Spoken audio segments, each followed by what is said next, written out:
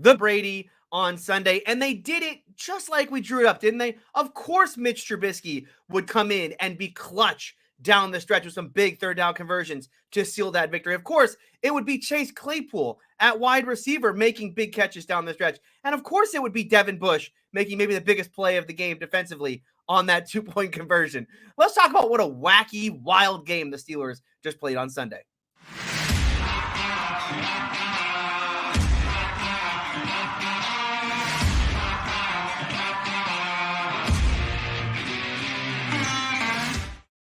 All right, welcome to Steeler Country. I am Tony Serino. Today on the show, we're doing a rapid reaction show, a special Monday edition of Steeler Country.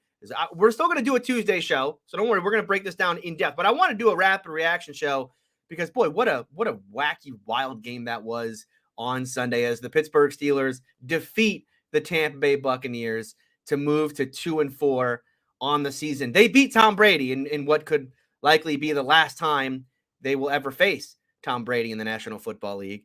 If you're watching this for the first time, of course, welcome to the show. You can watch this live on YouTube. Go to YouTube, Steeler Country with Tony Serino, or you can find this as an audio version, Steeler Country, wherever you find podcasts. And of course, you can leave your comments in chat if you're watching live. We'll do a Q&A at the end of today's show. But let's get into this thing because this was, I mean, who didn't see that coming? Come on. I mean, Tom Brady going up against what is essentially a practice squad secondary and struggling the entire game. I mean, yeah, of course, everybody saw that coming. That's like a Bizarro version of the Pittsburgh Steelers.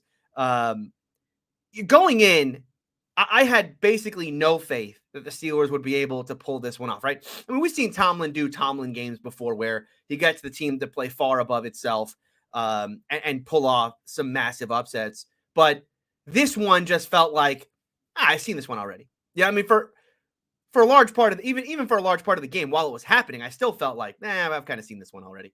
You know, even when the Steelers were playing well, you just felt like, all right, look, this is Tom Brady going up against James Pierre and Josh Jackson as your starting outside corners. James Pierre, who was the 5th corner on the roster, Josh Jackson, who's a practice squad player. Their backup, the 3rd corner is Quincy Wilson, another practice squad player. Arthur Maulet in the slot, and then at safety, no Minkah Fitzpatrick in this game. I mean, no Minkah, no TJ, no Hillo, no Cam Sutton, no Levi Wallace going up against Tom Brady. We've all seen this one 1,000 times, right? We've all seen this one 1,000,000 times. We know exactly how this is going to play. And even as the game was unfolding and the Steelers were having some success, it just felt like, well, it's still too tight. And by the end of this one, if Brady has the ball with one final chance, we've been down this path. But what a game. What a game, because as I said off the top, the players who made the big plays at the end of this one are all the same guys who a week ago, 2 weeks ago, I mean, we were ready to just, get them off, right? We had already, as a fan base, benched Mitch Trubisky 3 weeks ago, right? Before Mike Tomlin ever made the decision to get Mitch out of there. We as fans were, get this guy. Yeah, I want him nowhere close to the football field. And yet, the Steelers don't win that game if Mitch isn't in the game. I mean, Mitch Trubisky made some unbelievable clutch throws. The 3rd and 16 throw that he made over the middle of the field to convert after the bad snap. I mean, that is a game-saving throw. The same thing can be said about his little rollout, the out-of-structure play to Claypool. That is like the difference in the football game. And going over defensively, Devin Bush.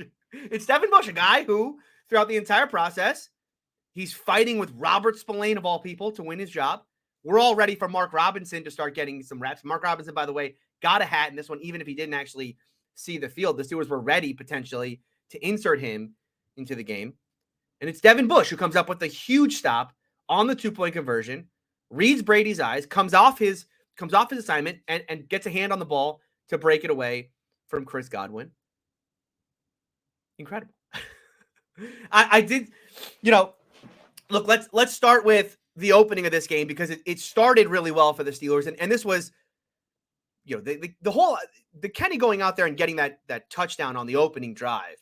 They gave every Steeler fan a little bit of hope in this one where, okay, even if Tom Brady's going to carve up the Steeler defense, perhaps we could see Kenny have a great game and this could kind of be a back and forth shootout style, because you have to give Kenny, and really, look, I'll give Matt Canada credit. I wasn't a big fan of Matt Canada. I haven't been a fan of what Matt Canada's done with this offense. But I thought on that first drive, I thought he schemed up some things relatively nicely for Kenny.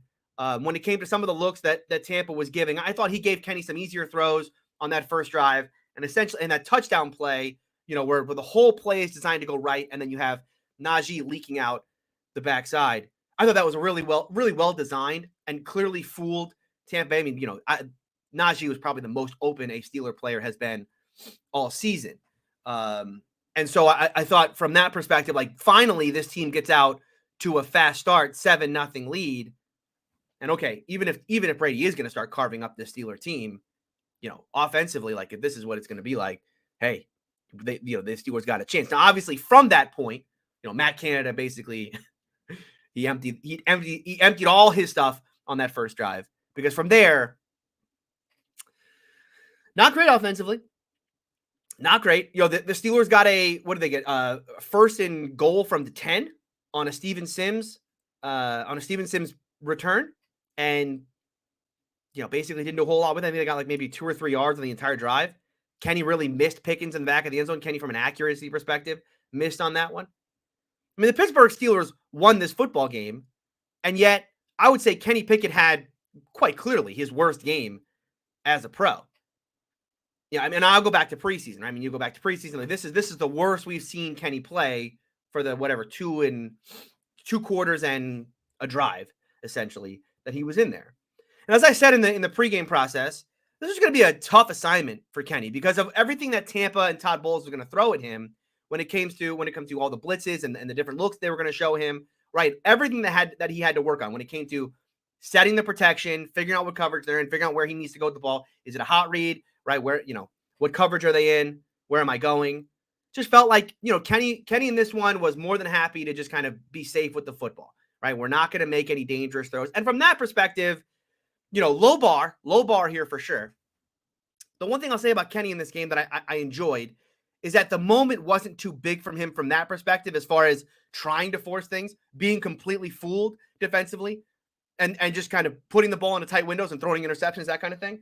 Didn't see that from him. Now, we also didn't see him push the ball at all, right? I mean, it was very much a very safe game from Kenny. He at times seemed like he got fooled by the blitz, where he said there was the one play where it looked like he either set the protection wrong, or the offensive line and him were not on the same page, because he just had free rushers coming in, and Kenny had, Kenny took an easy sack on third down on that play.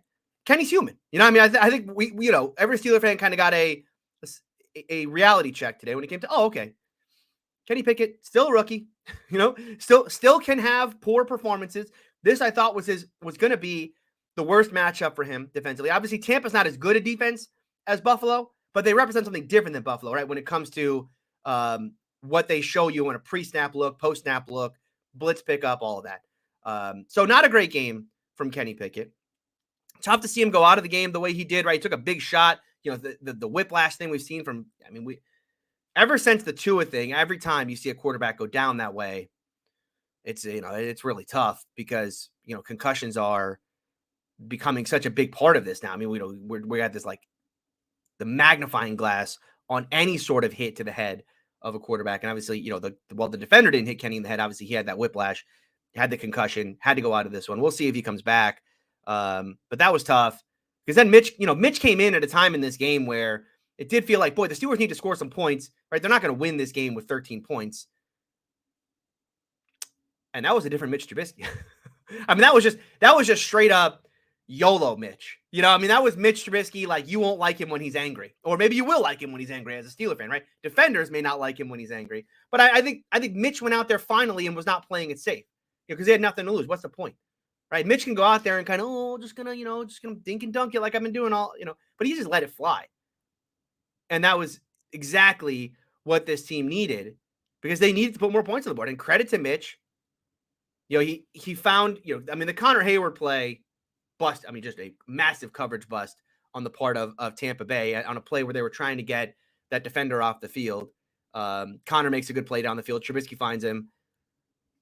Big play there. The touchdown throw was a laser beam in between coverage from Mitch to Claypool. We'll talk about Claypool here in a second. I think the other thing with this offense and what Mitch was able to do, again, they did this really without a running game. And this is still a kind of a very one-dimensional attack for the Steelers. Najee Harris this running game right now is like sprinkled in between all the crap that is this running game. You will still get like a Najee Harris 5 or 7 yard gain, and then it's like end around for -2 yards. Najee gets caught behind the line for a loss of 1.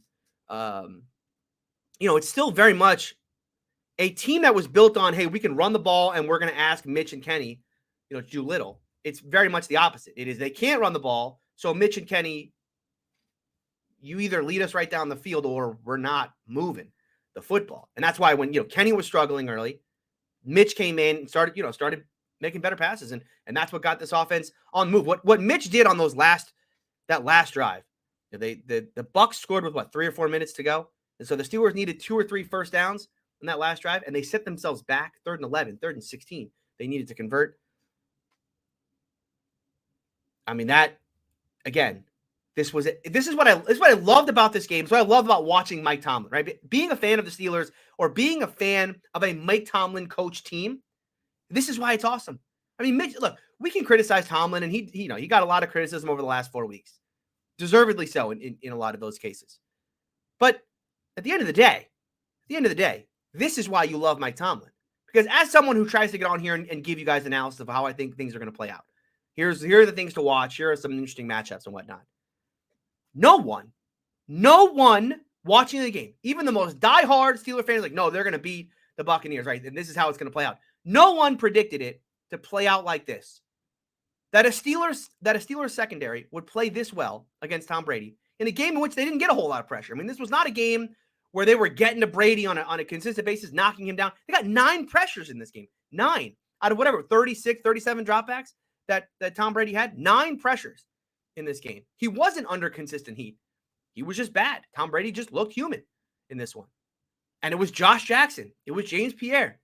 It was Terrell Edmonds had one of his best games, maybe his best game as a Steeler. And it was a game where Minkah Fitzpatrick wasn't there. We talked about Terrell Edmonds, for so many years now, as going from being this player who Steeler fans wanted to be this star safety, first round player, right? This guy's got to be, he's got to be kind of a difference maker in that secondary.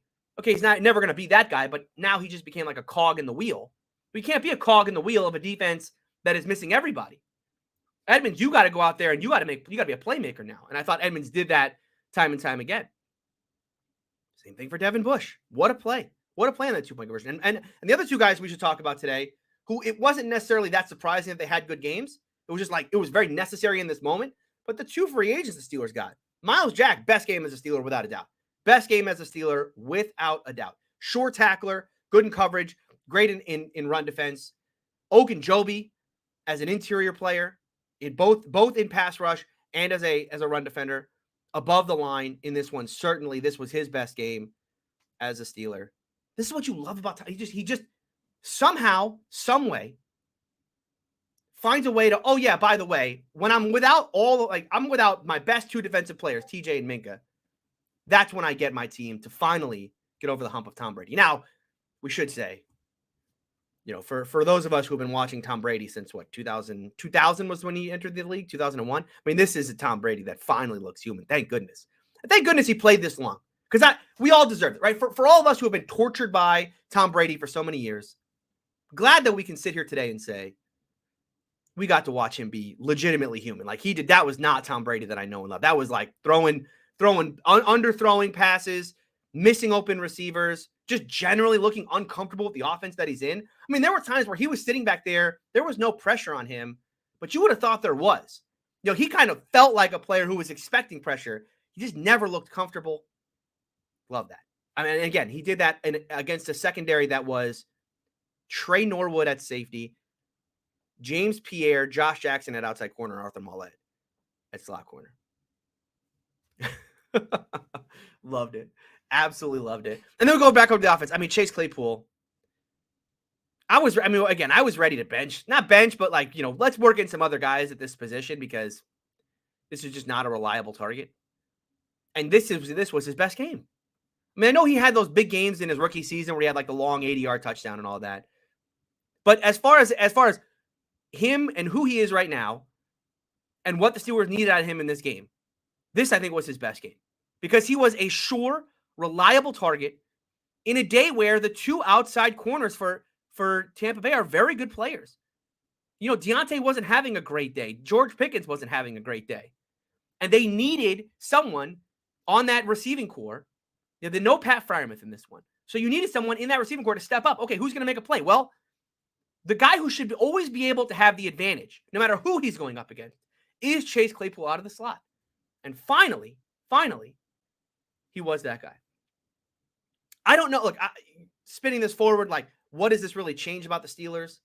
I have no idea. I mean, do I believe now that Mitch Trubisky is QB1 in Pittsburgh, right? He light bulb went on and all of a sudden he can be this kind of player week in and week out. Same thing for Chase Claypool. Same thing for Trell Edmonds. Same thing for Devin Bush. I mean, was this just a weird one-game sample size? Or do we really believe, like, no, this is who these guys are now?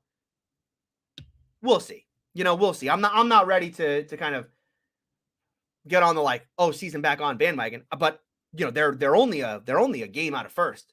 I mean, this AFC North is not good. The whole AFC North is not good. So anyone could win this division, the Steelers included. I mean, if the Steelers do kind of go on a second half of the year run like people are predicting, a win like this is huge. A win like this, and then you go to Miami next week with a chance to win with a Tua coming back for the first time. Yeah, man. I mean, you know, I'm not going to rule anything out. So, all right, let's get to some of your comments here. Tony, my game stream was iffy, so it was hard to tell. Were there any holes to Najee to run through that he was missing? I feel like he tended to bounce outside a lot or way too long. I mean, it was a very Najee performance, right? I mean, you know, again, there weren't a lot of lanes to run through. No, I don't think there were. You know, this is a good front seven that the you know, when you talk about Levante David and Vita Vea and Devin White and all the guys that the, you know, William Golson, I mean, all the players that the Bucs have on that front seven, they are good players. I don't think there was a ton of games. I just, once again, you know, Najee, for me, the running style that he has, were there yards that he left on the field? Yes, but I don't think this isn't the difference between he could have run for 100 if he had just hit the hole, right? I mean, he ended up running for what, like 40, 50 yards, something like that. Could he have run for like 10 more? Sure, but I'm not going to get on him for this game. There wasn't a whole lot to do. Steeler Freak says Harris has had 100-yard game in 23 games played. He needs to go to Chubb University during the offseason. You know, here's the thing about him. The injury stuff is, I still think it's definitely a thing. I mean, obviously he had this plate removed from his foot. But you looked at him in preseason, or not in preseason, training camp. He did look like athletically a different player, right? Someone who could be a stronger runner. That hasn't played out just yet. I don't know. I don't think we should just give up on him. Obviously, he's not having a great year, and in year two, you would have expected this is when we've seen the leap from running backs in Steeler pass, right? And obviously, Le'Veon Bell, year 1 to year 2 was, I mean, we're the most night and day you could have. But even James Conner, you know, went through that kind of year 1 to year 2, like, oh, all of a sudden, James Conner, hey, he's a great player. Tay says, I honestly never thought Bush was in a battle with Spillane. I mean, come on. I mean, they got, you know, Spillane plays on passing downs in place of Bush. I mean, it's not like Bush is an every down play. It's not like Bush won the battle over Spillane. Spillane plays. So, you know, he beat him out as far as Bush gets more reps, but he was definitely in a battle with Robert Spillane. Yeah. Spillane plays. They rotate.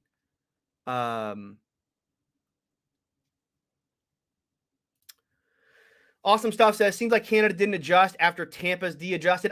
You know, you need to watch the All-22 for this. You know, once again, I think that the problem for Canada's offense is conceptually they're not scheming guys open. They're so over-reliant on guys winning in one-on-one. I've said this a million times. What are the best plays the Steelers have run this year? Like, what if you go back and think about all the best plays the Steelers have run this year? How many of them are guys schemed open versus how many of them are just guys winning in one-on-one, great route run or great catch, combat catch, spectacular catch situations? You know, how much of it is just, oh, he beat a guy one-on-one versus how much of it is like, wow, that was like a really well schemed, that guy ran free because it was essentially a coverage bust, right? Very few of those. In this game, you had the Connor Hayward one and you had the Najee play. But going back, the Pickens one-handed catch, right? All of the stuff that Deontay does as far as just being able to win in one-on-one. So, in this game, you really did need Canada to start to take advantage of some of that stuff. Now, well, okay, I'll take that back because in a game where they were going to blitz, what he really needed to do was scheme up some good hot read stuff for Kenny. And that's where I need to go back and watch the tape and actually see the all 22 of what Kenny was seeing on a play-to-play basis, right? Was Kenny just seeing the field wrong? Were there windows for him to throw into? Potentially. Again, I need to go back and watch the all 22. Let's see. Would working Najee into the passing game help with the running game? They did it early, and it seemed to help open things up. And there's something I need to look more at as we go through the all 22 is because I've said this before. I do think when you look at how defenders play the Steelers in the running game, how aggressive players are to the line of scrimmage on any given running play, does feel like that's a tendency thing. Meaning that defenders kind of know this is a run. Now, it could also be that the Steelers don't attack down the field well enough. And so even if it is going to be a play action, defenders don't feel like, well, I'm not going to get beat over the top because that's not what the Steelers do, right? It's another tendency thing.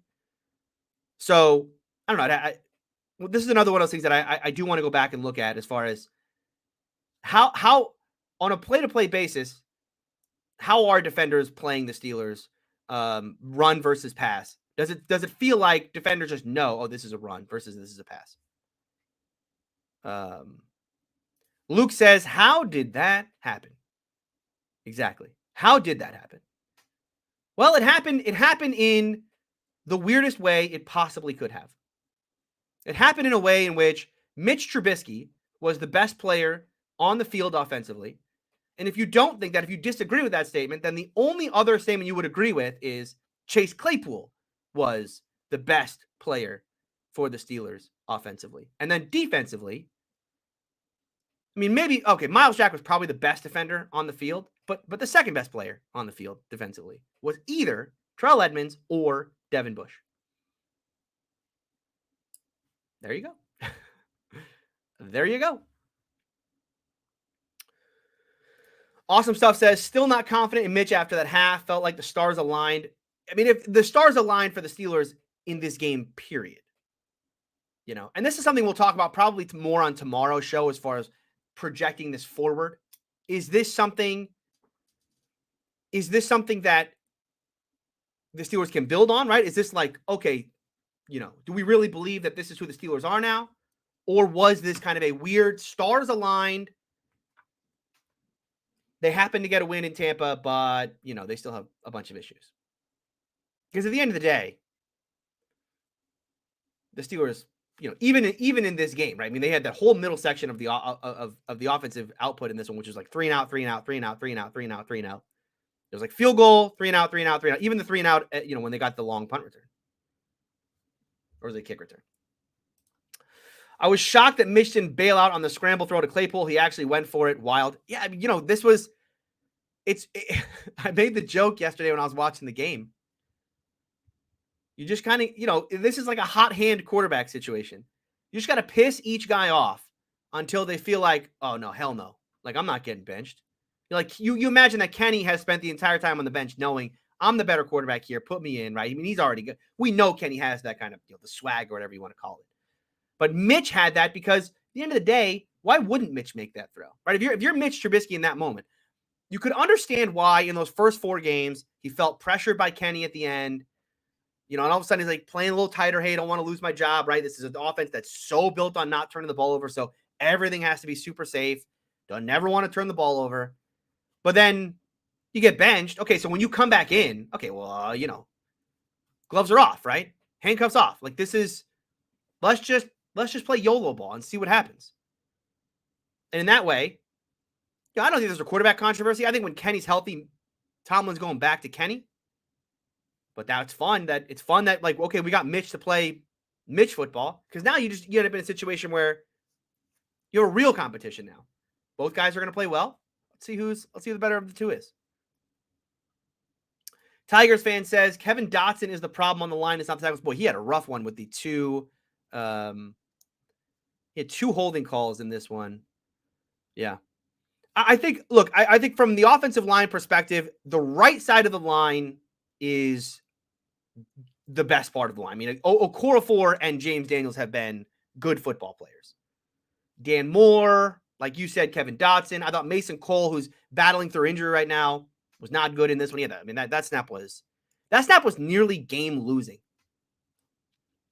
And yet, I mean, that, Mitch Trubisky has to make an unbelievable bailout throw there to save them. This team still has problems on the offensive line. They're still, this is still a team where, if they end up next season with more let's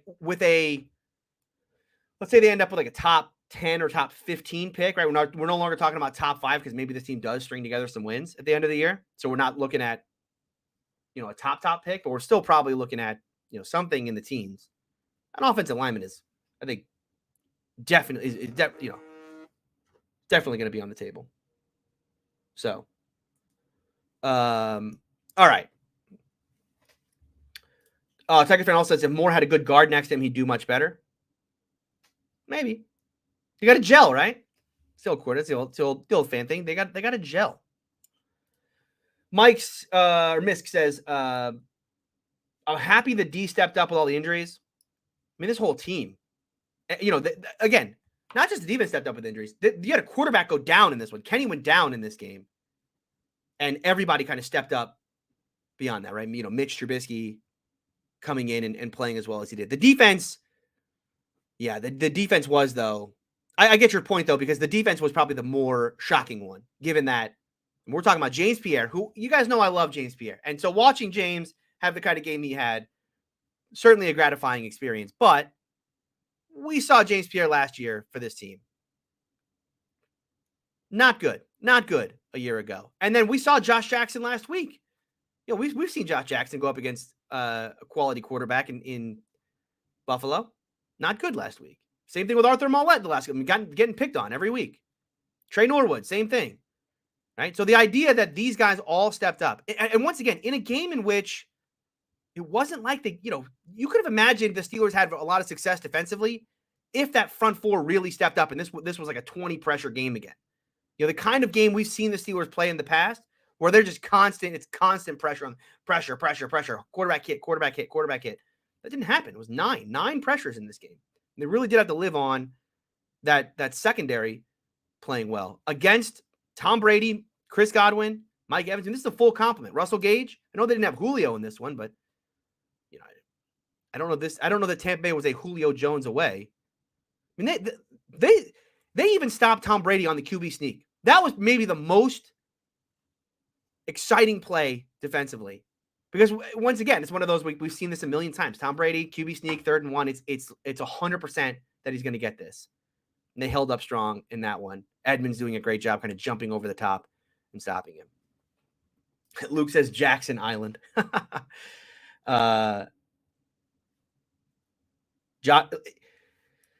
Did any of these corners do enough? Nah, I was going to say, did any of these corners do enough that they take over? But nah, come on. They didn't, right? I mean, this is a one game. Let's not get too crazy in a 1 game sample size. Same thing you would say about Mitch, right? Mitch didn't do enough in this one. Even though he played well, it's not enough to actually take over from Kenny. And you would say James Pierre, Josh Jackson, these guys played well. But when Sutton and Witherspoon and Wallace are healthy, you have to go back to them. Brady was off for most of the day. He's showing his age. Yes, he is. And he said, I thought this was a game for them to take. I said the entire game to the people I was watching the game with, I kept saying, this is a moral victory for the Steelers. Because I was very, very, negative throughout the entire game, I guess you would say, or pessimistic. I really never felt like Steelers were going to win. Because, this like the old curmudgeon in me who's been watching this for 20 years. It's like, look, I've seen Brady games all my life.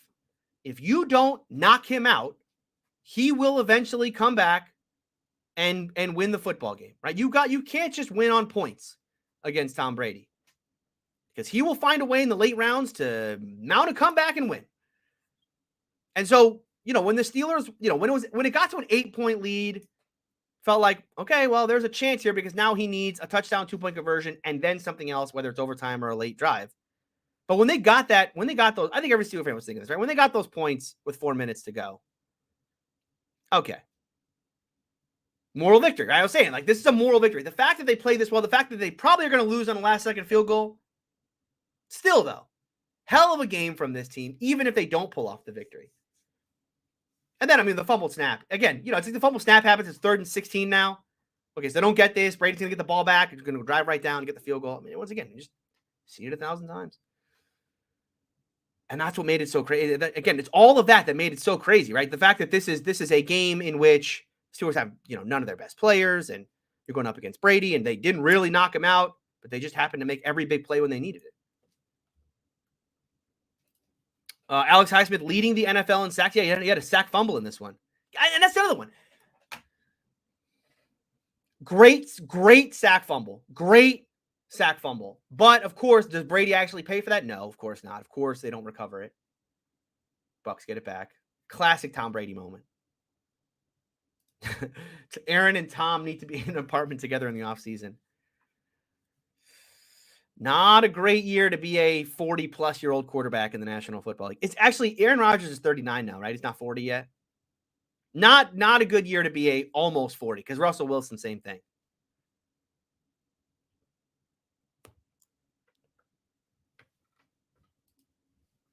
DN says, I think we need to stop looking for quick fixes. We're dealing with people, not things. People need to gain experience. They're not switching coordinators in season. Let them play and learn. I mean, I guess the question there would be, did Claypool learn something in this game? Did Devin Bush learn something in this game? Did Terrell Edmonds learn something in this game? Or was this just, we talk about variance, right? The idea that a player is capable of, if you do a standard deviation, or like a standard deviation curve or whatever, of like the possible outcomes of a Terrell Edmonds game. Well, that Terrell Edmonds is going to average out, the majority of that curve is going to be like, he's going to be an average player.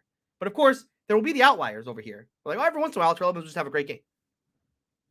Did we just see an outlier game? Or did we shift? Well, I guess it would be this way. But did we shift his curve of who he is as a player? Same thing with Claypool. Did we just see an outlier game from Claypool? Or did something click in Claypool's brain where he just became more reliable? He became a better player. Same thing with Mitch. Did he become a better player? Or was this just like, hey, I'm playing YOLO ball today, and like I'm just, it's devil may care attitude? That's my question. Felipe says that Claypool we saw yesterday was exactly what we expected him to be, and definitely what we need now. Hopefully he can progress from here. Was great to see. Happy for him. Absolutely. And this was the Claypool that exactly you put it so right. This is exactly who we expected him to be. You put Chase Claypool in the slot, and you expect him to be a reliable, borderline, I don't want to use the word dominant, but like borderline dominant player there, because he is such a mismatch in that spot. And he should be someone who, in the biggest moments of the game, you can go to him because all he has to do is kind of out physical. And that's what he did. I mean, he made all the he caught every target. When was the last time you could say that about Chase Claypool? Has Chase Claypool ever had a game in his career where he caught every target? I don't think he has.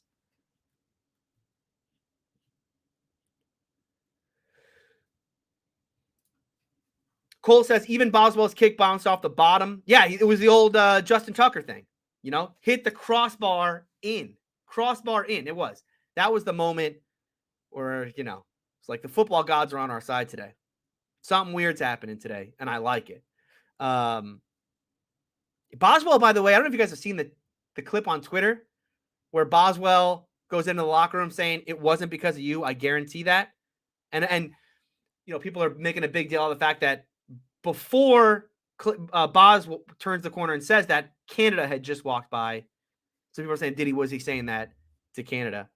Again, that is a clip taken the most out of context you possibly can, because you would imagine that potentially Boswell is having a conversation with someone as they're all walking into the locker room. And all you hear is, it wasn't because you, I guarantee that. Was he actually chirping Matt Canada as he walked in after a win? I suppose it's possible. I just don't. Yeah. Marine here says, we got two good quarterbacks. Nice problem to have. it would be a nice problem to have if this is how Trubisky's going to play from going forward. Once again, did we shift the curve or did we just get an outlier? And this is DN says the same thing. This is a young team. Young teams are inconsistent. The Buccaneers game was an example of what happens when they put it together. We will see both Steeler teams this year. We certainly no. We won't. We don't have to will. We already have seen the wild inconsistencies of this team, even within the same game. The Steeler defense in that Jets game did the whole roller coaster ride. I mean, they had moments in that game of brilliance defensively, and then they had like the head scratching. What in the world is happening at the end of that one? So yeah, for sure.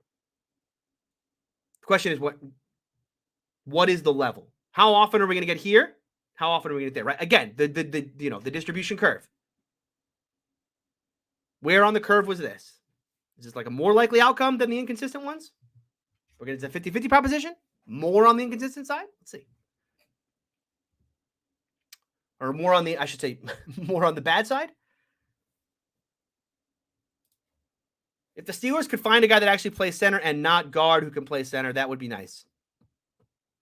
You think that, I don't know, I think Mason Cole's going to be here for a little bit. I don't think Mason Cole's bad enough that like he's the guy on that line that you're going to try and replace. Like if the Steelers have a top 10, 15 pick, I don't think they're taking a center. They're taking a tackle first. You want to find someone you could just trust there forever. So you don't have to you don't have to scheme around your left tackle forever like the Steelers have had to do this year. So you would take tackle first, then you probably take a guard, then maybe center, right? It's like outside in. Left tackle first, address left tackle first, then address left guard, then address center. We're saying this today. Obviously, if Dan Moore were to pick up his game between now and the end of the year, okay. But remember, I mean, it's not like Dan Moore's out there just, crushing dudes. I mean, they're giving him a ton of help. State of the Steelers says there was a play on defense where they only had 10 players on the field. Yeah, that was a stop. I mean, they got to stop on that play, right? They only had 10 players and they actually got to stop on the play. Only needed 10. They only needed 10. They actually they felt bad. When you're playing against a 45-year-old quarterback, you got to give this guy, you got to give him all the benefits you can. You don't want to, it's like elder abuse.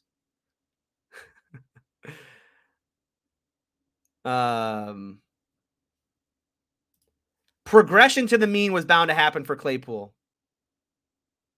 I guess. I mean, listen. If this is the mean, stay here. I just thought, again. Boz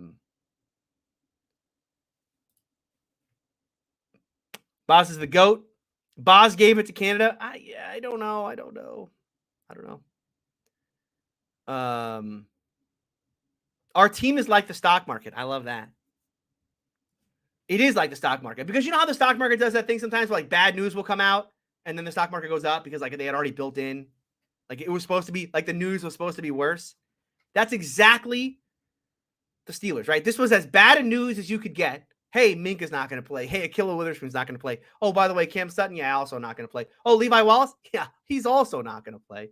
So you got to elevate everybody from your practice squad up to this and start playing. And then, so you're at like the worst news possible. And that just happens to be your best defensive performance since what? The Patriots game? I mean, that was the best defensive performance since the Patriots game, right? And the Patriots game was the last time this team was relatively healthy. The only guy missing from the Patriots game was TJ. Since then, we've kind of had this kind of in and out stuff, right? Akilla misses part of the Browns game. He's been gone since then. Then Cam Sutton starts getting banged up, or obviously the Bills stuff, where like everybody just kept getting banged up in that one.